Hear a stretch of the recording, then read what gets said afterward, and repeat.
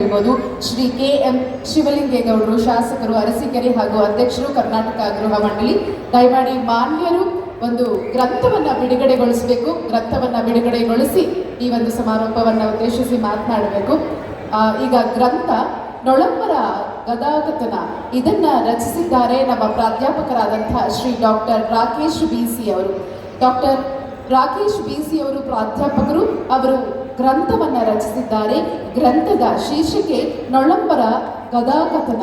ಇದನ್ನ ಶ್ರೀ KM ಶಿವಲಿಂಗೇಗೌಡರು, ಶಾಸಕರು, ಅರಸೀಕೆರೆ ಹಾಗೂ ಅಧ್ಯಕ್ಷರು, ಕರ್ನಾಟಕ ಗೃಹ ಮಂಡಳಿ ಬಿಡುಗಡೆಗೊಳಿಸಿ ಪರಮ ಪೂಜ್ಯ ಸ್ವಾಮೀಜಿಗಳು ಎಲ್ಲ ಮಾನ್ಯರು ಬಿಡುಗಡೆಯನ್ನಗೊಳಿಸಿ ಇದನ್ನ ಉದ್ದೇಶಿಸಿ ಇಂದಿನ ಕಾರ್ಯಕ್ರಮವನ್ನು ಉದ್ದೇಶಿಸಿ ಮಾತನಾಡೋದಕ್ಕೆ ಜೋರಾದ ಚಪ್ಪಾಳೆಗಳೊಂದಿಗೆ ನಾವು ಬರಮಾಡ್ಕೊಳ್ತಾ ಇದ್ದೀವಿ. ಅರಸೀಕೆರೆ ವಿಧಾನಸಭಾ ಕ್ಷೇತ್ರದ ಶಾಸಕರು ಹಾಗೂ ಕರ್ನಾಟಕ ಗೃಹ ಮಂಡಳಿಯ ಅಧ್ಯಕ್ಷರಾದಂಥ ಶ್ರೀ KM ಶಿವಲಿಂಗೇಗೌಡರನ್ನ. ಶ್ರೀ ಗುರು ಸಿದ್ದರಾಮೇಶ್ವರರ ಶಿವಯೋಗಿ ಸಿದ್ದರಾಮೇಶ್ವರರ 853ನೇ ಜಯಂತಿ ಮಹೋತ್ಸವದ ಈ ಹೊಳಲ್ಕೆರೆ ತಾಲೂಕಿನಲ್ಲಿ ಆಚರಣೆ ಆಗಿರ್ತಕ್ಕಂಥ ಈ ಶುಭ ಸಂದರ್ಭದಲ್ಲಿ ಆಯೋಜನೆಗೊಂಡಿರ್ತಕ್ಕಂಥ ಈ ಕಾರ್ಯಕ್ರಮದ ದಿವ್ಯ ಸಾನ್ನಿಧ್ಯವನ್ನು ವಹಿಸಿರ್ತಕ್ಕಂಥ ಪರಮ ಪೂಜ್ಯರಾದ ಕಾನೇಹಳ್ಳಿ ಮಠದ ಪರಮ ಪೂಜ್ಯರಾದ ನಮ್ಮ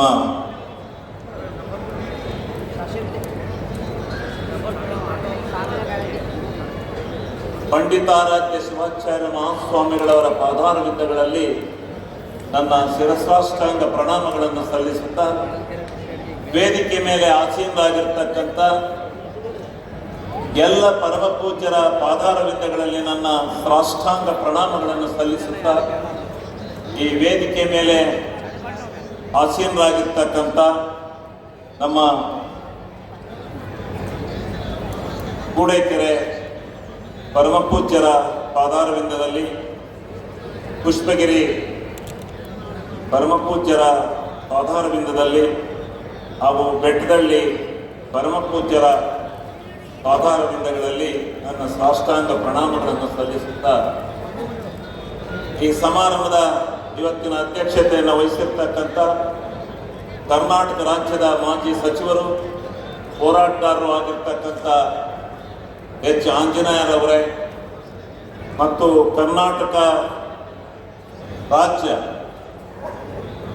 ನೌಕರರ ಸಂಘದ ಅಧ್ಯಕ್ಷರಾದ ಷಡಾಕ್ಷರಿಯವರೇ ಮತ್ತು ಈಗ ತಾನೇ ತಮ್ಮ ಹಿತನುಡಿಗಳನ್ನು ನೀಡಿದಂಥ ಮಾಜಿ ಸಂಸದರು ಆಗಿರ್ತಕ್ಕಂಥ ಚಂದ್ರಪ್ಪನವರೇ, ವೇದಿಕೆ ಮೇಲೆ ನಮ್ಮ ಈ ಕಾರ್ಯಕ್ರಮಕ್ಕೆ ನನ್ನನ್ನು ಬರಲೇಬೇಕು ಅಂತ ಕರೆತಂದಿರ್ತಕ್ಕಂಥ ನೊಣಂಬ ಸಮಾಜದ ಲಿಂಗಾಯತ ಸಮಾಜದ ಅಧ್ಯಕ್ಷರಾದ ಚಂದ್ರಶೇಖರ್ ಅವರೇ ಮತ್ತು ಕುಬೇರ್ ಅವರೇ ಮತ್ತು ಎಲ್ಲ ಸಂಘಟಕರೇ ಮತ್ತು ಈ ಕಾರ್ಯಕ್ರಮವನ್ನು ಬಹಳ ಅದ್ದೂರಿಯಾಗಿ ಚೆನ್ನಾಗಿ ಆಚರಣೆ ಮಾಡಿರ್ತಕ್ಕಂಥ ಈ ಕಾರ್ಯಕ್ರಮದ ಎಲ್ಲ ವ್ಯವಸ್ಥಾಪಕರಿಗೆ ನನ್ನ ಧನ್ಯವಾದಗಳನ್ನು ಸಮರ್ಪಣೆ ಮಾಡಿ, ವೇದಿಕೆಯಲ್ಲಿರ್ತಕ್ಕಂಥ ಎಲ್ಲ ಗಣ್ಯ ವ್ಯಕ್ತಿಗಳಿಗೆ ನನ್ನ ಅನಂತ ನಮನಗಳನ್ನು ಸಲ್ಲಿಸುತ್ತಾ, ಈ ಒಂದು ಕಾರ್ಯಕ್ರಮಕ್ಕೆ ಬರಲೇಬೇಕು ಅಂತೇಳಿ ನಮ್ಮ ಅರಸೀಕೆರೆಯ ನಮ್ಮ ಮುಖಂಡರುಗಳು ನಮ್ಮನ್ನು ಬರಲೇಬೇಕು ಅಂತೇಳಿ ಕರ್ಕೊಂಡು ಬಂದಿದ್ದಾರೆ. ನನಗೂ ಇಂಥ ಒಂದು ಮಹಾಸಭೆಯನ್ನು ನೋಡಿ ಧನ್ಯನಾದೆ ಅಂತಕ್ಕಂಥ ಭಾವನೆ ನನ್ನ ಮನಸ್ಸಿನಲ್ಲಿ ಬಂದಿದೆ. ನಿಜವಾಗ್ಲೂ ನಾನು ಸಂತೋಷಪಟ್ಟಿದ್ದೇನೆ. ಇಂಥ ಅದ್ದೂರಿ ಹಿಂದೆ 82ನೇ ಇಸ್ವಿನಲ್ಲಿ ಅರಸೀಕೆರೆನಲ್ಲಿ ಈ ಸಿದ್ದರಾಮೇಶ್ವರ ಜಯಂತಿಯನ್ನು ಅಂದಿನ ಗಂಗಾಧರಪ್ಪನವರು, TV ಗಂಗಾಧರಪ್ಪನವರು ಶಾಸಕರಾಗಿದ್ದಂಥ ಸಂದರ್ಭದಲ್ಲಿ ಬಹಳ ಅದ್ದೂರಿಯಾಗಿ ಆಚರಣೆಯನ್ನು ಮಾಡಿದರು. ಅಲ್ಲಿ ಈ ನೊಣಂಬ ಸಮಾಜದ ಸಮುದಾಯ ಬಹಳ ಹೆಚ್ಚಿಗೆ ಇದೆ. ಆದ್ದರಿಂದ ಅಲ್ಲಿ ಈ ಸಿದ್ದರಾಮೇಶ್ವರ ಜಯಂತಿಯನ್ನು ಯಾವಾಗಲೂ ಬಹಳ ಅದ್ದೂರಿಯಾಗಿ ನಡೆಸ್ತಾರೆ.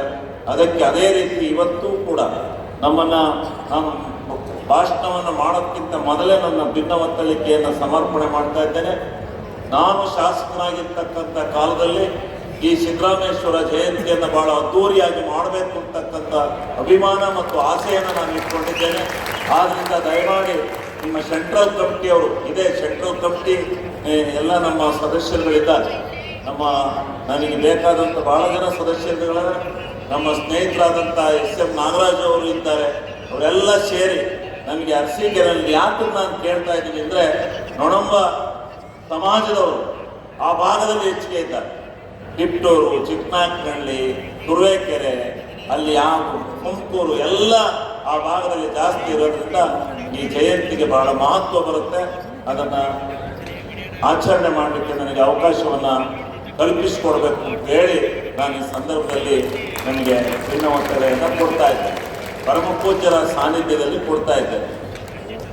ಅದರ ಜೊತೆಗೆ ನಾನು ಇನ್ನೊಂದು, ನಮ್ಮ ಟಿಪ್ಪೂರಿನ ಶಾಸಕರು ಷಡಾಕ್ಷರಿ ಅವರು, ನಾನು ಮಾನ್ಯ ಮುಖ್ಯಮಂತ್ರಿಗಳನ್ನು ಭೇಟಿಯಾಗಿ ಈ ಸಭೆಗೆ ಬರಬೇಕು ಅಂತೇಳಿ ಭಾಳ ವಿಭಿನ್ನವಾಗಿ ಬೇಡ್ಕೊಂಡು, ಅವರು ನಾನು ಹುಷಾರಿಲ್ಲ, ಜ್ವರ ಇದೆ, ಅದು ಹುಷಾರಾದರೆ ಗ್ಯಾರಂಟಿ ನಾನು ಹೆಲಿಕಾಪ್ಟರ್ನಲ್ಲಿ ಬಂದೇ ಬರ್ತೀನಿ ಅಂತಕ್ಕಂಥ ವಾಗ್ದಾನವನ್ನು ಕೊಟ್ಟಿದ್ರು. ಅದರಿಂದ ಅದಕ್ಕೋಸ್ಕರ ಏನೋ ಬೇಜಾರು ಮಾಡ್ಕೊಂಡು ನಮ್ಮ ಟಿಪ್ಪೂರಿನ ಷಡಾಕ್ಷರಿ ಅವರು ಬಂದಿಲ್ಲ. ಆದರೆ ನಾವು ತಪ್ಪಿಸ್ಕೋಬಾರ್ದು, ನಮ್ಮ ಸಮಾಜದ ಎಲ್ಲ ಮುಖಂಡರುಗಳು ಈ ಕಾರ್ಯಕ್ರಮಕ್ಕೆ ಬರಬೇಕು ಅಂತೇಳಿ ಆಹ್ವಾನವನ್ನು ಕೊಟ್ಟಿದ್ದರಿಂದ ನಾನು ಈ ಸಮಾರಂಭಕ್ಕೆ ಬಂದಿದ್ದೇನೆ. ಈಗ 12ನೇ ಶತಮಾನಕ್ಕೆ ನಾವು ಹೋಗ್ಬೇಕಾದ್ರೆ, 12ನೇ ಶತಮಾನ ಇವತ್ತಿನ ಈ ಮನುಕುಲಕ್ಕೆ ಅನೇಕ ಆದರ್ಶಗಳನ್ನು, ಜೀವನದ ದಾರಿಗಳನ್ನು, ತಮ್ಮ ಎಲ್ಲ ರೀತಿಯ ವ್ಯವಸ್ಥೆಯನ್ನು ಹೇಗೆ ಈ ಮನುಕುಲ ನಡ್ಕಬೇಕು ಅಂತಕ್ಕಂಥ ಸಿದ್ಧಾಂತವನ್ನು 12ನೇ ಶತಮಾನದಲ್ಲಿ ಬಸವಾದಿ ಶರಣರು, ಶಿವಶರಣರು ಸಾರಿ ಹೋದರು. ಅವರ ತತ್ವ ಸಿದ್ಧಾಂತ, ಅದರ ನೆಲಗಟ್ಟಿನ ಮೇಲೆ ಇವತ್ತೂ ಕೂಡ ಈ ಮನುಕುಲ ನಡೀತಾ ಇದೆ ಅಂತಕ್ಕಂಥ ಮಾತನ್ನು ನಾನು ಇವತ್ತು ಬಹಳ ಸಡಗರ ಸಂಭ್ರಮದಿಂದ, ನನ್ನ ಮನಸ್ಸಿನ ಇಚ್ಛಾಶಕ್ತಿಯಿಂದ ಈ ಮಾತನ್ನು ನಾನು ಹೇಳಲಿಕ್ಕೆ ಬಯಸ್ತೀನಿ. ಬಹುಶಃ ಬಸವಣ್ಣವರು, ಶಿವಶರಣರು 12ನೇ ಶತಮಾನದಲ್ಲಿ ಬಂದು ಈ ಮನುಕುಲದಲ್ಲಿ ಇದ್ದಂಥ ದೃಷ್ಟಾಂತವನ್ನು ಅವರೇನಾದರೂ ಬಗೆಹರಿಸದೆ ಹೋಗಿದ್ರೆ, ಕೆಲವು ದಾರಿದೀಪಗಳನ್ನು ತೋರಿಸದೆ ಹೋಗಿದ್ರೆ, ತಮ್ಮ ಅವತ್ತು ನೀಡಿರ್ತಕ್ಕಂಥ ಆ ಒಂದು ದಾರ್ಶನಿಕವಾದಂಥ ವಿಚಾರಧಾರೆಗಳನ್ನು ಇವತ್ತಿನ ಮನುಕುಲ ಇವತ್ತು ಅರ್ಥ ಮಾಡಿಕೊಂಡು ಹೋದರೆ ಸಾಕು, ಈ ಮನುಕುಲ ಬಹಳ ಎತ್ತರಕ್ಕೆ ಹೋಗುತ್ತೆ, ಸಮಾಜ ಬಹಳ ಎತ್ತರಕ್ಕೆ ಹೋಗ್ತವೆ ಅಂತಕ್ಕಂಥದ್ದನ್ನು ನಾನು ಈ ಸಂದರ್ಭದಲ್ಲಿ ಹೇಳಲಿಕ್ಕೆ ಬಯಸ್ತೇನೆ. ಶಿವಯೋಗಿ ಸಿದ್ದರಾಮೇಶ್ವರರವರು ಅವತ್ತಿನ ಕಾಲದಲ್ಲಿ ಬಹಳವಾಗಿ ಚಿಂತನೆಯನ್ನು ಮಾಡಿ, ಅವತ್ತು ಸಿದ್ದರಾಮಣ್ಣವರು ಕೆರೆ ಕಟ್ಟೆಗಳನ್ನು ಕಟ್ಟಿಸಿ, ಇದು ಅವಶ್ಯಕ ಇದೆ, ಮನುಷ್ಯರು ಬಾಳಬೇಕಾದ್ರೆ ನೀರಿನ ಅವಶ್ಯಕತೆಯ ಜೊತೆಗೆ ರೈತಾಪಿ ಜೀವನವನ್ನು ಮಾಡಬೇಕಾದ್ರೆ ನಾವು ಹರಿಯತಕ್ಕಂಥ ನೀರನ್ನ ಕಟ್ಟಿ ನಿಲ್ಲಿಸಿ ಈ ಮನುಕುಲ ಪ್ರಾಣಿ ಪಕ್ಷಿಗಳು ಅವಶ್ಯಕವಾಗಿರ್ತಕ್ಕಂಥದ್ದನ್ನು ಉಪಯೋಗಿಸಬಹುದು ಅಂತಕ್ಕಂಥ ಸಿದ್ಧಾಂತವನ್ನು ಅವತ್ತೇ ಹೇಳಿದ್ದಾರೆ. ಅವತ್ತೇ ಹೇಳಿ ಅವರ ಚಿಂತನೆಯಲ್ಲಿ ಎಲ್ಲಿ ನೋಡಿದರೂ ಕೆರೆ ಕಟ್ಟೆಗಳನ್ನು ಕಟ್ಟಿಸುವುದರ ಮುಖಾಂತರ ಈ ಸಮಾಜಕ್ಕೆ ಪೂರಕವಾಗಿರ್ತಕ್ಕಂಥ ವ್ಯವಸ್ಥೆ ಮಾಡಲಿಕ್ಕೆ 12ನೇ ಶತಮಾನದಲ್ಲೇ ಸಿದ್ದರಾಮೇಶ್ವರವರು ಮಾಡಿ ಹೋಗಿರ್ತಕ್ಕಂಥದ್ದನ್ನು ನಾವು ನೋಡ್ತೀವಿ. ಇಂಥ ಸಂದರ್ಭದಲ್ಲಿ ಇವತ್ತು ಅವರು ಕೆರೆ ಕಟ್ಟೆಗಳನ್ನು ಅವತ್ತು ಕಟ್ಟಿಸಿದ್ರು. ಆದರೆ ಇವತ್ತು ನಾವು ವೈಜ್ಞಾನಿಕವಾದ ಲೋಕದಲ್ಲಿದ್ದೇವೆ, ವೈಜ್ಞಾನಿಕವಾದ ವ್ಯವಸ್ಥೆಯಲ್ಲಿದ್ದೇವೆ. ಇಂಥ ವ್ಯವಸ್ಥೆಯಲ್ಲಿ ಇರ್ತಕ್ಕಂಥ ಈ ಸಂದರ್ಭದಲ್ಲಿ ಬಿದ್ದಂತ ಮಳೆಯ ನೀರನ್ನ ಸಮುದ್ರಕ್ಕೆ ಹರಿಬಿಟ್ಟು ನೋಡ್ತಕ್ಕಂಥ ವ್ಯವಸ್ಥೆಯನ್ನ ಕೆಲವಾರು ವಿಚಾರಧಾರೆಗಳನ್ನ ನಮ್ಮ ಮನಸ್ಸಿಗೆ ಎಷ್ಟು ಆಘಾತ ಆಗುತ್ತೆ. ಈ ನೀರಾವರಿಯ ಬಗ್ಗೆ, ನೀರಾವರಿಯ ಚಿಂತನೆಯ ಬಗ್ಗೆ ನಾವು ಸ್ವಲ್ಪ ಯೋಚನೆ ಮಾಡಿದಾಗ ಬಹಳ ಮನಸ್ಸಿಗೆ ನೋವಾಗುತ್ತೆ. ಇವತ್ತು ವೈಜ್ಞಾನಿಕವಾದ ತುಟ್ಟತುದಿನಲ್ಲಿ ಹೋಗಿ ವಿದ್ಯುತ್ ಶಕ್ತಿಯ ಸಹಾಯದಿಂದ ರೈತ ಬದುಕಬೇಕಾದಂಥ, ನೀರಾವರಿಯಿಂದ ರೈತ ಬದುಕಬೇಕಾದಂಥ ವ್ಯವಸ್ಥೆ ಇರೋದ್ರಿಂದ ರೈತನಿಗೆ ಏನು ಕೊಡದೇ ಇದ್ರೂ ಪರವಾಗಿಲ್ಲ, ನೀವು ರೈತನಿಗೆ ನಿಜವಾದಂಥ ನೀರಿನ ವ್ಯವಸ್ಥೆಯನ್ನ, ನೀರನ್ನು ಹರಿಸಿದ್ರೆ ಸಾಕು. ಇವತ್ತು ನೀರು ಎಲ್ಲಿ ಹೋಗಿದೆ ನೀರು? ಇದನ್ನು ಸಿದ್ದರಾಮೇಶ್ವರ ಅವರು ಇದ್ದಿದ್ರೆ ಎಷ್ಟು ವ್ಯಥೆ ಪಡ್ತಾ ಇದೆ. ನೀರು ಹೋಗಿ ಸಮುದ್ರ ಸೇರಿ ಆ ಸಮುದ್ರಕ್ಕೆ ಹೋಗೋ ನೀರನ್ನ ತಡೆದು ಇವತ್ತಿನ ವೈಜ್ಞಾನಿಕ ವ್ಯವಸ್ಥೆ ಒಳಗಡೆ ರೈತನ ಪಾಲಿಗೆ ವ್ಯವಸ್ಥೆ ಮಾಡಿಕೊಡಿರ್ತಕ್ಕಂಥದ್ದ ಹೋರಾಟ ಎಲ್ಲಿಂದ ನಡೀತಾ ಇದೆ?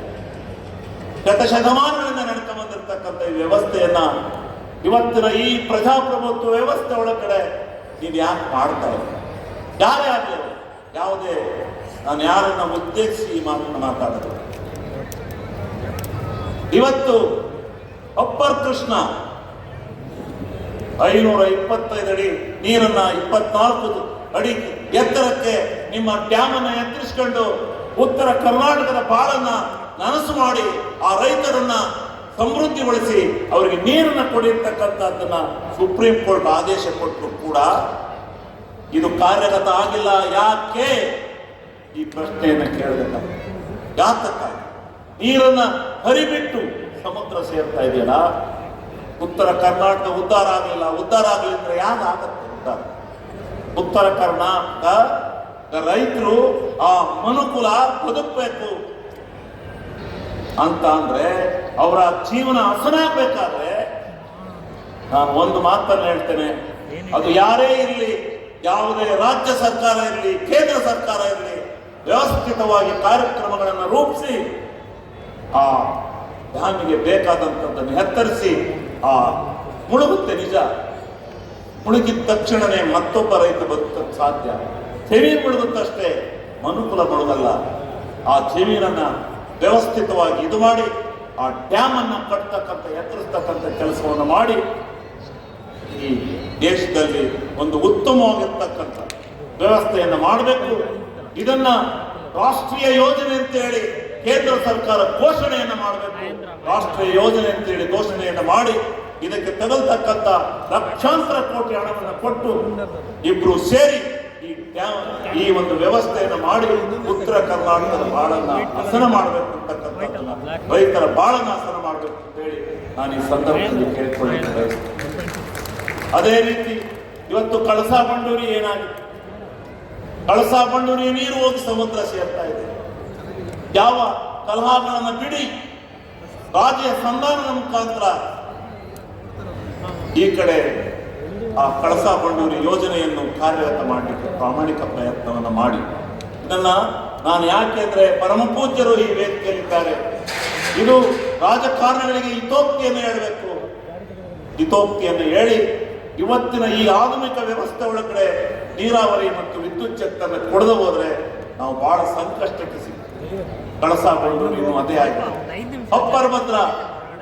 ಅಪ್ಪರ್ ಭದ್ರಾದಲ್ಲಿ ನೀರು ಇನ್ನೂ ಸುಗಮವಾಗಿ ಕೊಡ್ಲಿಕ್ಕೆ ಸಾಧ್ಯ ಆಗ್ತಾ ಇಲ್ಲ. ಇದನ್ನು ಸದ್ಯ ಈ ಅಪ್ಪರ್ ಭದ್ರಾನು ರಾಷ್ಟ್ರೀಯ ಯೋಜನೆ ಅಂತ ಘೋಷಣೆ ಮಾಡಿ 5,300 ಕೋಟಿ ಕೊಡ್ತೀವಿ ಅಂತ ಹೇಳಿದ್ರು. ಅದು ಇನ್ನೂ ಕಾರ್ಯಗತ ಆಗಿಲ್ಲ.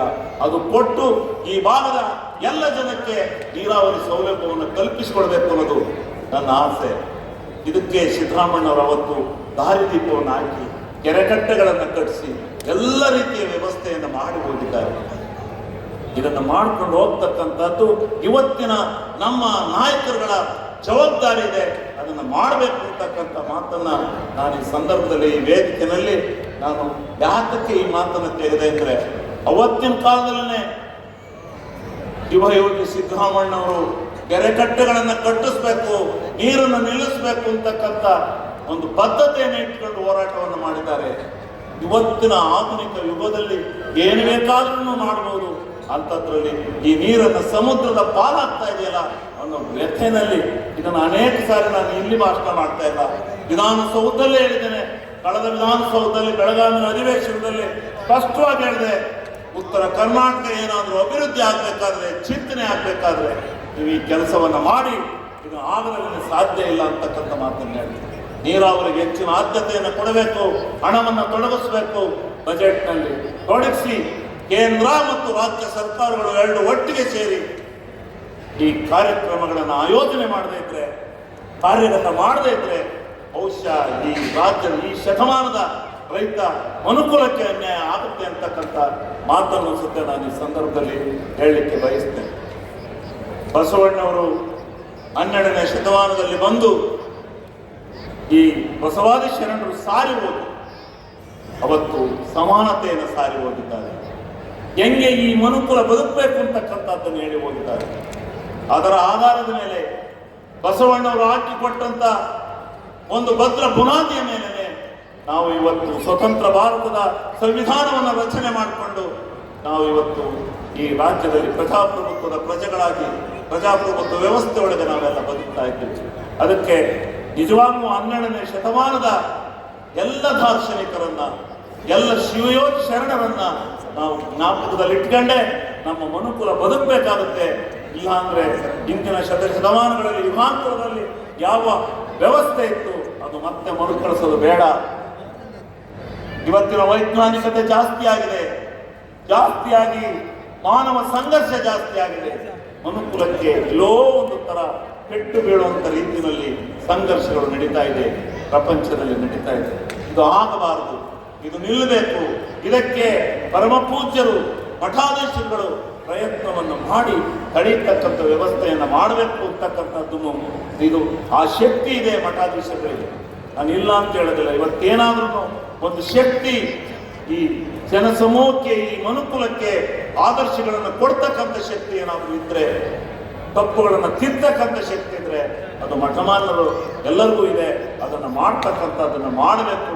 ಇಲ್ಲಾಂದ್ರೆ ಎಲ್ಲೋ ಒಂದು ಕಡೆ ಈ ಮನುಕುಲ ಇಕ್ಕಟ್ಟಿಗೆ ಸಿಗುತ್ತೆ ಅಂತಕ್ಕಂಥ ಮಾತನ್ನು ಸಹ ನಾನು ಈ ಸಂದರ್ಭದಲ್ಲಿ ಹೇಳ್ತಾ, ಈ ಕಾರ್ಯಕ್ರಮಕ್ಕೆ ನನ್ನನ್ನು ಕರೆಸಿ ನಮ್ಮ ಈ ಕಾರ್ಯಕ್ರಮದಲ್ಲಿ ನನಗೆ ಮಾತನಾಡಲಿಕ್ಕೆ ಅವಕಾಶ ಕೊಟ್ಟಿದ್ದೀನಿ.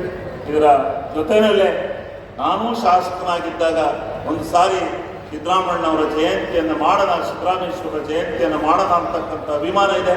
ನಾಗರಾಜ್ ಅವರು ಅಲ್ಲೇ ಕೂತಿದ್ದಾರೆ, ಎಲ್ಲರೂ ಕೂತಿದ್ದಾರೆ.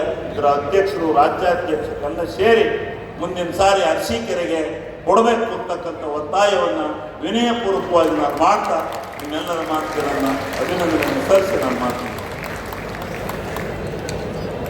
ಶ್ರೀ ಗುರು ಸಿದ್ದರಾಮೇಶ್ವರ ಜಯಂತಿ ಮಹೋತ್ಸವವೇ ಹಾಗೆ. ಪ್ರತಿಯೊಬ್ಬರು ಕೂಡ ಮುಂದೆ ನಮ್ಮ ಜಿಲ್ಲೆಗೆ ಕೊಡಿ, ನಮ್ಮ ಜಿಲ್ಲೆಗೆ ಕೊಡಿ ಅಂತ ಕೇಳ್ತಿರೋದು. ಎಷ್ಟು ಅಭಿಮಾನ ಇದೆ ನಿಮಗೆ ನಮ್ಮ ಸಿದ್ದರಾಮೇಶ್ವರರ ಮೇಲೆ ಅನ್ನೋದನ್ನ ತೋರಿಸುತ್ತೆ. ಒಂದು ಸಾರಿ ಮಾಡಿರುತ್ತೆ, ಈಗ ಬಹಳ ಅದ್ದೂರಿಯ ಮಾಡಿದ್ವಿ, ಸ್ವಲ್ಪ ಖರ್ಚು ವೆಚ್ಚ ಜಾಸ್ತಿ ಬಂದಿವೆ, ಸ್ವಲ್ಪ ಅನೌನ್ಸ್ ಮಾಡಿ ಅಂತ ಹೇಳ್ತಾರೆ. ಆಯ್ತು, ನಾನು ಒಂದು 2 ಲಕ್ಷ ರೂಪಾಯಿಗಳನ್ನು ಕಳಿಸ್ಕೊಡ್ತೀನಿ. ಈಗ ಬಂದಲ್ಲ, ಕಳಿಸ್ಕೊಡ್ತೀನಿ.